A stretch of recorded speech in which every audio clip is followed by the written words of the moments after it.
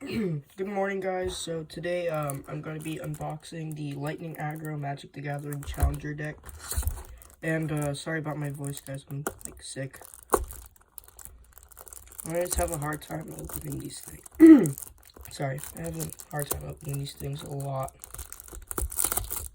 Not the best fan of packaging. Anyways.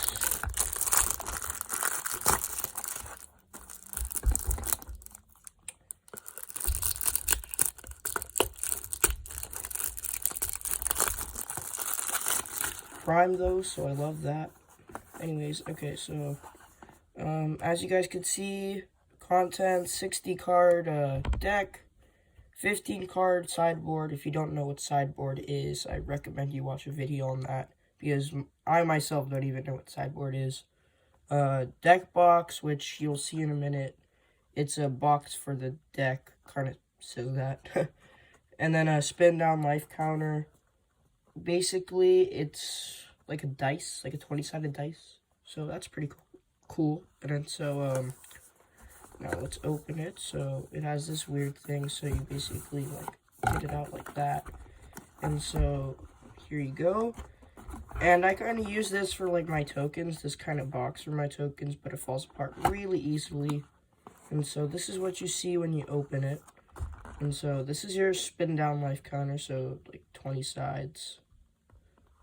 Then here, this is your 60 card deck, which I'll be opening in just a second. And this is your 15 card sideboard. So these are cards that I think now that I remember it, sideboard is it's like you put these cards on the side when you're about to play, and then you shuffle them into your deck, if I remember correctly. But don't take my word for it. I don't know exactly. Okay, so now we have this guide, I think, or challenger deck, so it tells you a little bit about what it is.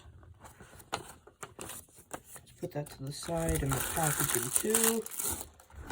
And we also have a kind of divider, so if we want to keep our sideboard and our deck separate, we just put that in between them so that I know what's what.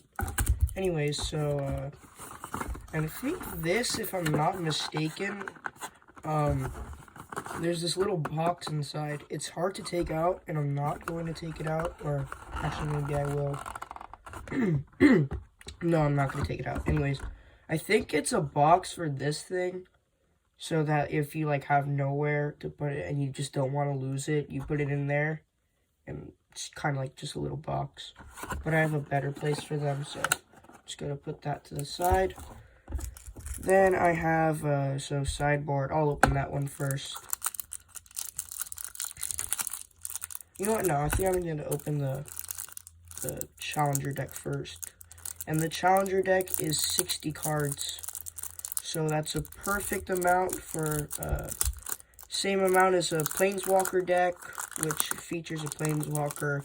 If I'm correct, this deck does not contain a planeswalker, but it does contain a bunch of cards that are like goblins. So I think that's the main essence of this deck. Anyways, so our first card in the deck is Rekindling Phoenix, and if I believe it is a 4/3, so power 4, toughness 3, creature with flying.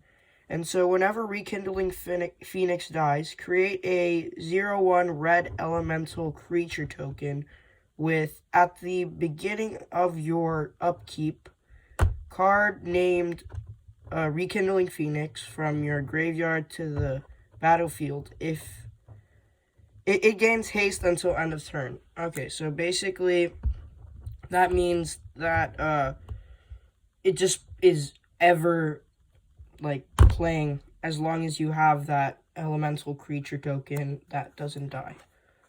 Okay, so I'll put this at the bottom so I know when end. So then we have an enchantment. It's called Experimental Frenzy. And so I think a lot of people talk about this card in this deck. And so it's basically, you look at the top card of your library at any time. the only downside to this card is that you can't play cards from your hand. And so basically you could play the top card of your library like whenever you basically can play something from your hand. And so you're basically just playing off the top of your library.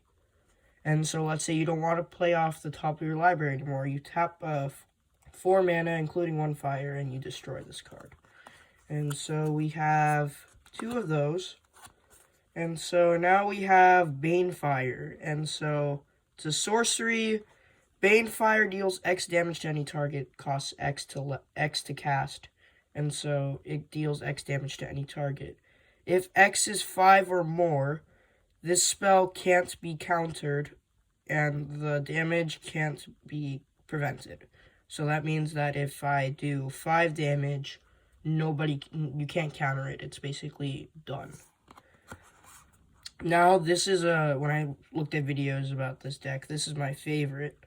So, basically, I think this is the one that, if you remember, it's on the thing here. Let's move some plastic out of the way. Anyways, so we have our Goblin Chainwhirler, 3 fire mana.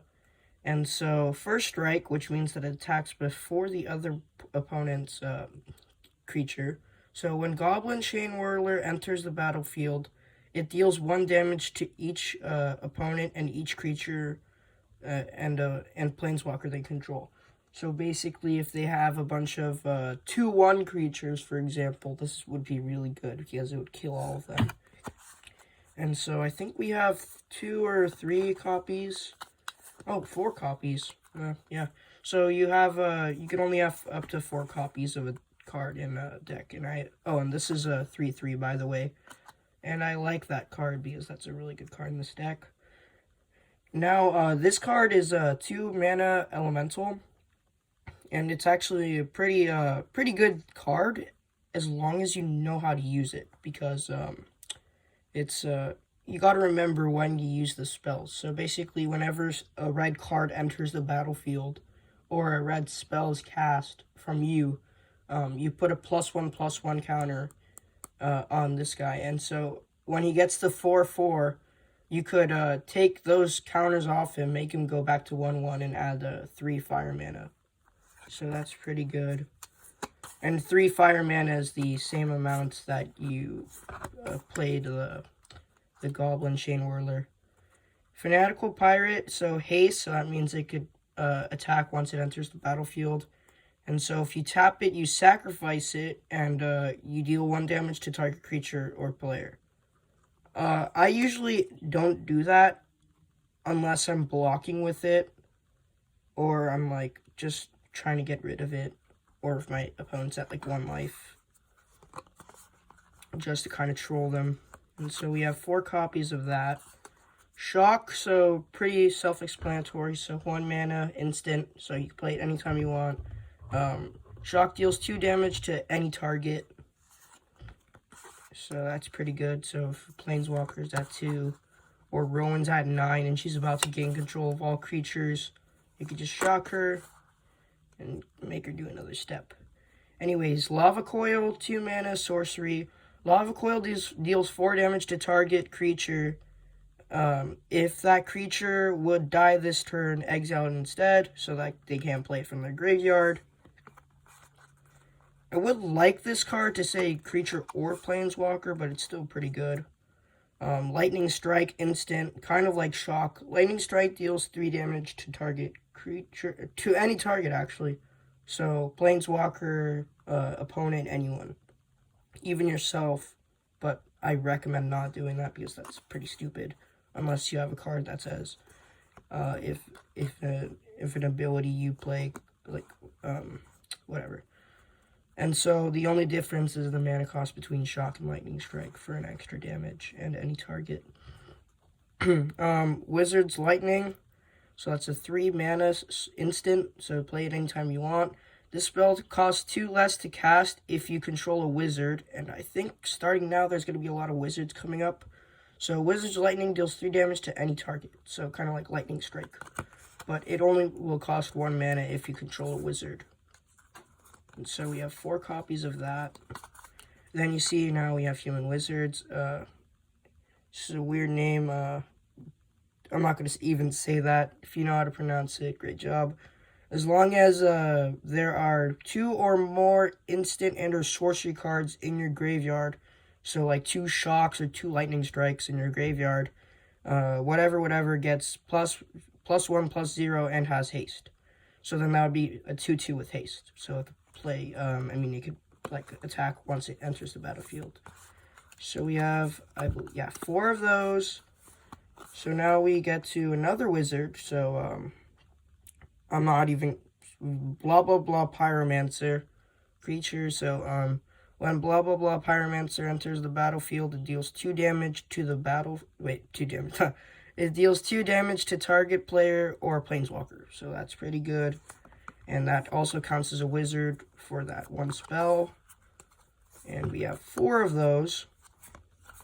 And then we get to our mountains. So I believe we have about 25 or 20 of those. So somewhere around 20 or 25. I lost count. And so we get back to our Rekindling Phoenix. So that's the 60 card deck.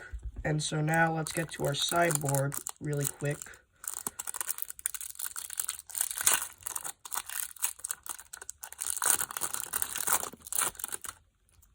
Okay, so first card in our sideboard we got Fight with Fire. So Kicker, I've never seen that before. Kicker is 6 mana. You may pay an additional 6 as you cast the spell. Okay, so Fight with Fire deals 5 damage to target creature if this spell was kicked. If the spell was kicked, it deals 10 damage divided as you choose among any number of targets instead. So basically you could pay 6 mana for this. So like you could pay 6 mana in addition to the 3, and instead of doing 5 damage to a target creature, you do 10 damage to any target. And you could split it among any amount of targets as you choose. So that's really good. But for 9 mana, I don't know. So now we have an Elemental Horse, 2 fire mana, Lightning Mare. This spell can't be countered, so you know what that means, can't be prevented. Lightning Mare can't be blocked by blue creatures, so people like Yanling or flying blue creatures. Those are really annoying, even though I have that deck. So if you pay 2 mana, Lightning Mare gets +1/+0 until end of turn, making it a 4/1.